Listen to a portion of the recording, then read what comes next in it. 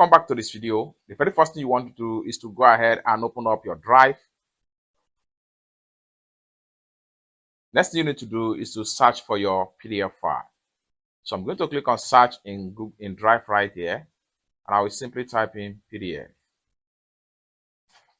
Go ahead and select your PDF file. Having selected your PDF file, go ahead and click on here. Then it's going to open up right here. So right here, you have to select your pen. So I'm going to click on here now, and you can adjust your pen size. So I'm going to drag in a little bit.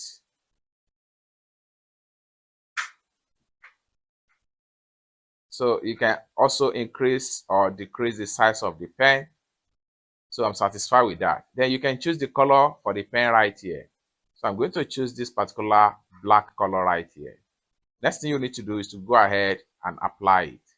So you can make your signature as much as possible. So if you are not satisfied with this particular one right here, or you don't like this position where you put in your signature, click on here to cancel, cancel, and cancel, and cancel. So you can decide to put the signature right here.